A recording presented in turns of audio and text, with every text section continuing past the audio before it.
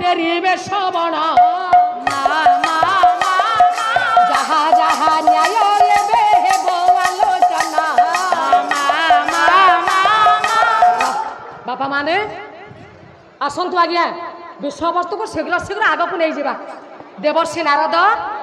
ଇଏ ସମସ୍ତ ତାଳପତ୍ର ଲିଖିତ ପୋଥିକି ନେଇ ଚାଲିଲେ ଆଜ୍ଞା। ଯାଇ ପହଞ୍ଚିଗଲେ ସେଇ 16 ବର୍ଷର ମା ପାଖରେ।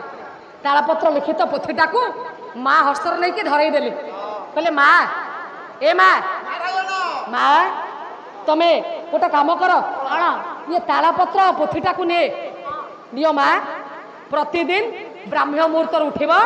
ଇଏ ତାଳପତ୍ରରେ ପୋଥିରେ ଯେଉଁ ପୁରାଣ ଲେଖା ହେଇଛି ତମେ ସେ ପୁରାଣକୁ ପାଠ କରିବ। ପୁରାଣ ପଢ଼ିଲେ ତୁମ ପିଲା 2 ଜଣ ନିଶ୍ଚିତ ଆରୋଗ୍ୟ ହେଇଯିବେ। ହଁ गवर्नमेंट सप्लाई ये बाहर बिक्री नहीं ये जिनिस ये रोगी खाइब नहीं रोगी रो मां खाइले देह भल मां ए मां प्रतिदिन तमे ब्राह्म मुहूर्त उठी नित्यकर्म सारी ये तालपत्र लिखित पोथी को अध्ययन करिब। ये पुराण रे एमिति शक्ति अच्छी तुम पिला 2 जण सुनिले से निश्चित आरोग्य हो जिवे। बापा मान देवर्षि नारद तालपत्र पोथी को देई विदा नहीं कि चली गले। प्रतिदिन आज्ञा परदिन प्रभात उठी नित्यकर्म सारी ये तालपत्र लिखित पोथी रे थिबा प्रथम पुराण अष्टादश पुराण पुराण हूँ 18टा आज्ञा। अष्टादश पुराण कौन भगवान व्यास गोटे श्लोक लिखिले कहले मदयं भदयं शैव त्रयं व चतुष्टयं नापलिंग पुष्कानि पुराणानि अष्टादश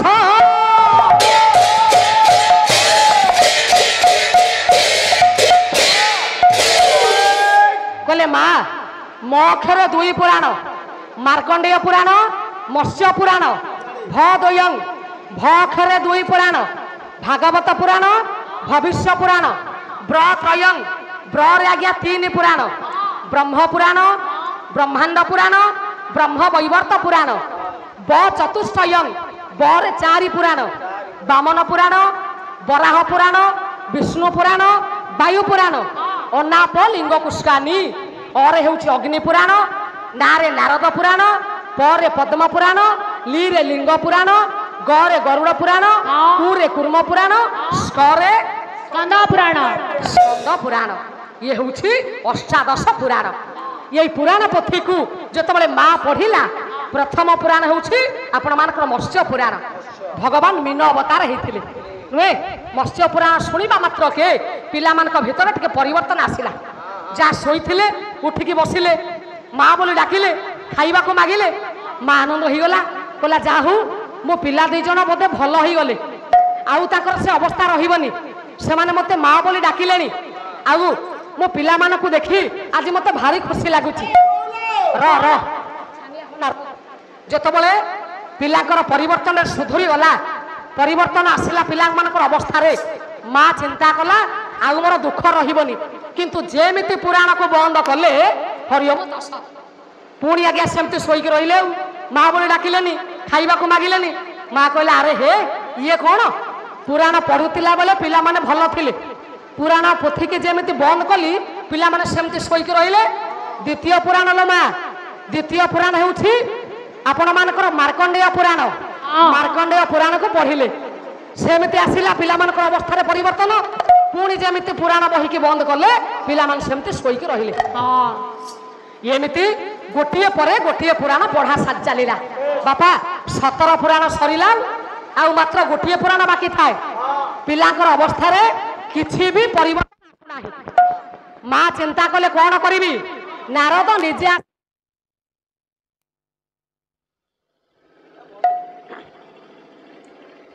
नारद कहले माँ तमे सबु पुराण पढ़ी सारलनी ना हाँ आ गोटे पुराण मात्र बाकी अच्छी बोले से पुराण को पढ़ुन से बा सबुठारु श्रेष्ठ पुराण ताले कहतु तो देखी विश्व रे जेते पुराण अच्छी सबुठारु श्रेष्ठ पुराण किए बापा गोटे पुराण से किए आपण मानकर ओडिया भागवत रे अति बड़ी जगन्नाथ दास प्रमाण कले नुहे कहले सर्व पुराण मध्य सारा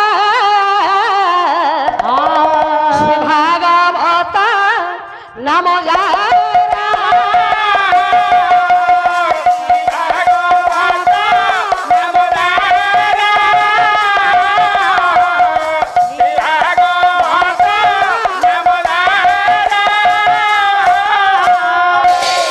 लक्ष्य दिंतु मोर माँ मौसी माने बोले समस्त पुराण भितर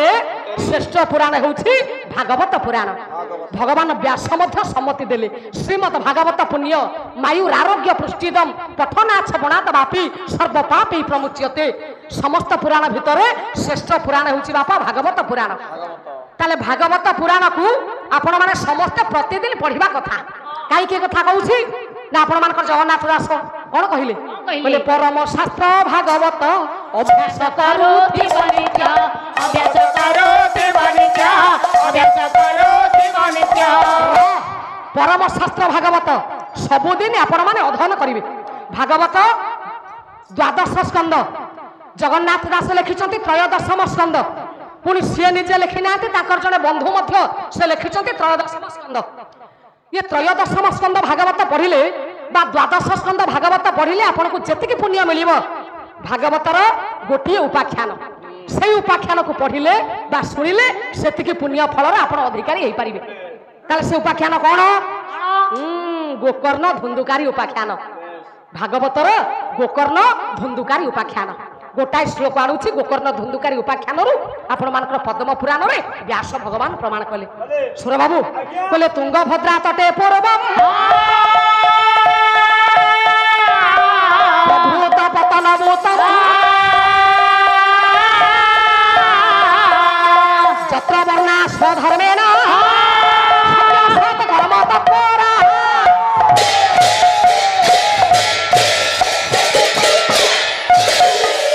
रहरे धन तुंगभद्रा नदी तटरे एक अनुपम नगरी थिला। यही नगरी रे वास करुथिले जनैक विज्ञवंत विचारवंत प्राज्ञ विज्ञ विदुष सर्वशक्तिमान ओजस्विनी तेजस्वी ब्राह्मण जणे। से ब्राह्मण कर ना कोन आत्मदेव पुरे तस्मिन् सर्ववेद विशारद। से ब्राह्मण कर ना होछि आत्मदेव। कार्य कोन ना प्रतिदिन भिक्षावृत्ति करिबा। ब्राह्मण कर धनर अभाव नथिला किंतु भिक्षा मागिबा को से जानती कहीं ना ब्राह्मण माने भिक्षार्थी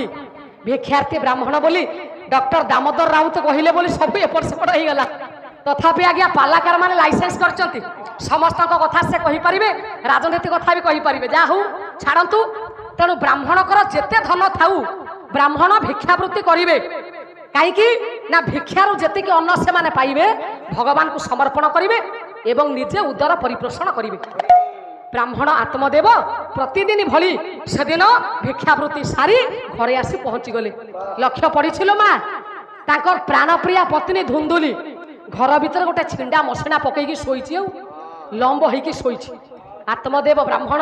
द्वारदर्श छिड़ा हेले डाकिले कहले धुंदुली धुंदुली धुंदुली अरे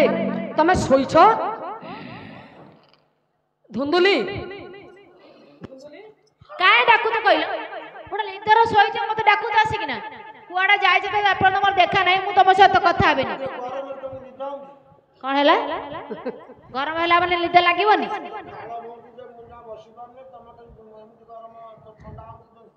धुंदुली अरे तुम प्रतिदिन फेरिले तमे पाद धौत करबा पई अपेक्षा करिथाओ आज एमिति लंब होइकी सोइबार कारण कोन की सखी पदे मते हसी हसी कथा कहबनी कथा कहबे तम अरे सहित केते ग्रीष्म ताप देखुछ गाँ गाँ बुली बुली मते केते परिश्रम होइछि मु केते परिश्रम करी आसीछि हां तुम ठारू मधुर कथा पते सुनिबा पई हां किंतु तमे आज मते कथा कहबनी मो कथा ସେଇ ସୁନ୍ଦର ଛମଣିରୁ ଦୀପଦ କୁହ। हक दूर मु तो डाकुछि मो स्त्री की तमे की ମୁଁ ତା ରିକ୍ସା ବାଲା कहला रिक्शा वाला चुप है कि बस सखी पदे कथा कुह ना मो कथा हेबिनी अभिमान दूर कर ना ओहो ଏ ଉପର ମୁଇଁ तीर रह टिके काई गड़ गड़ होछु गोटे स्वामी डाकुछि स्त्री की ऊपर मुई बाडे की मुंड छतु कर देबी डाकुछंती आत्मदेव ब्राह्मण कहले हे सखी पदे कथा कुह कथा हेबिनी मु अभिमान दूर कर ना टिके मो पाखक आस जीविनी तुम पाखक आस सुंदरी ଯଦି ହେଇଛି କହୁନା ପରିଷ୍କାର कहबी से कहीं कुआड़ जाइथिले एपरना देखा सकते नहीं ए सखी कथा कहबनी ना कथा पदटी आनिबे बापा बांका दास को आनिबा आ बांका न आसिले पाला फांका लागिबो गोटाए पद गाइबी बांका दासकर चौपदी डाकुछंती आत्मदेव ब्राह्मण बोले हे सुंदरी हे जबाधरी हे मीन नयना हे गजगमनी हे चारुशिली पदे मते कथा कह कथा अभिमान दूर कर ना कथा कहबनी ना सतरे मो पाखक आसीबनी जीविनी तुम पाखक रवि प्रिया जातीय तो ଏଇଥର କହିଲୁ କଥା କହିବୁନି ତା ଭିତରେ କଥା କହୁଛୁ ଆଉ କଣ କଥା କହୁନୁ ଆଉ କଣ କହୁଛୁ ନାହିଁ र तू तमे हम मझिरे काहे बसछ र पाटी कना 7/12 रे चौपदी रचना करछती बांका 12 होची मा 7 रविवार सोमवार मंगलवार बुधवार गुरुवार शुक्रवार शनिवार प्रथम 12 होची रविवार डाकुछंती आत्मदेव ब्राह्मण बोले सखी रवि प्रिया जातीय तो रवि प्रिया जातीय तो नागरी बर रे रवि प्रिया जातीय तो नागरी बर रे रवि प्रिया जातीय तो नागरी बर रे रवि प्रिया जातीय तो मुखी नर हासी मुखी नर हासी केड़े सुंदर रे रवि प्रिया जातीय तो नागरी बर रे रवि हे सुंदरी हे जबाधरी हाँ। हे मीन नयना हाँ। हे गजगमनी तमे परा मोर रवि प्रिया रवि हेले बापा सूर्य सूर्यकर प्रिया हेले कौन अरे स्वामी कहूँ स्त्री की लंडीरा ना रवि सूर्यकर प्रिया हाँ। नारी जाति 4 प्रकार अछंती पद्मिनी चित्रिणी शंखिनी हस्तिनी बोले सखी तमे हो परा मोर पद्मिनी जातिया पत्नी सतरे कथा कहबनी तमे जेते कोन लगी कइले मु तम कथा सुनिबिनी कि कथा हेबिनी बोले सोममुखी दरहासी सोम होउचंती चंद्र नारी मानकु विधु बदना बोली कहा जाए बोले हे विधु बदना हाँ पदटिए मते कथा कुह ना सोमवार गला रविवार गला आसीबो मंगलवार बोले मंगल नयना धारी ओरी नारी नुहे सरी आई मंगल नयना धारी ओरी नारी नुहे मंगल नयना नारी खड़ी नारी उहे सरी उधानन रति छंती मुखाना गति सगी उधानन रति छंती मुखाना गति सगी आई नागरी रे रवि प्रिया जातीय तो नागरी रे रवि कहले हे सुंदरी हाँ हे जबाधरी हाँ मंगल दयना धारी 12 संख्या होची बापा 3 नयन विशिष्ट देवता किए शंकर भगवान अरि बोलते शत्रु शिवकर शत्रु किए कंदर्पकर नारी किए जेते देवी अछंती समस्त भीतर सुंदरी होउचंती रति हाँ कहले सखी ଏ କାକୁ କହୁ ସୁନ୍ଦରୀ तमर सौंदर्य पाखरे रति देवी भी हार मानिबी हाँ बुधानन र कहीं ना तो तमर कहीं एताडू नजर एला रहरे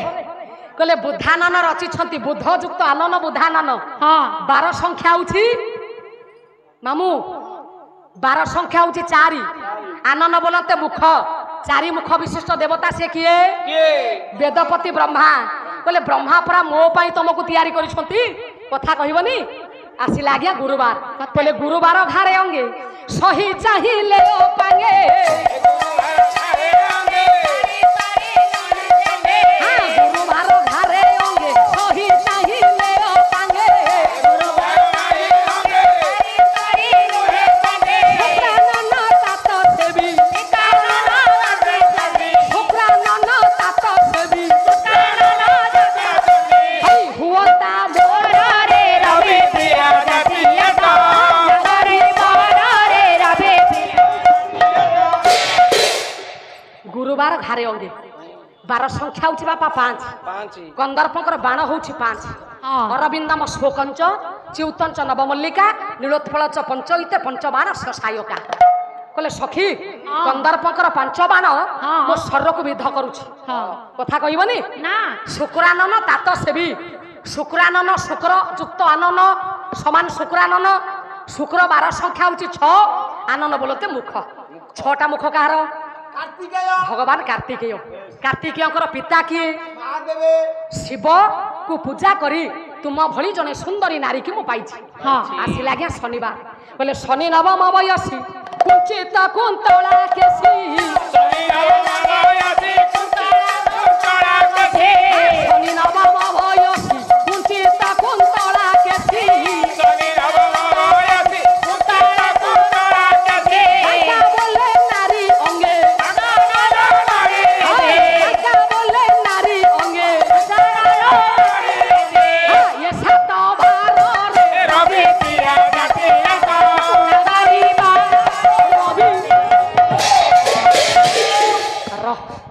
সময় নাই ধন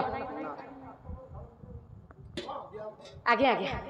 আজ বাপা সময় নাই আসন্তা কালিকি দেবা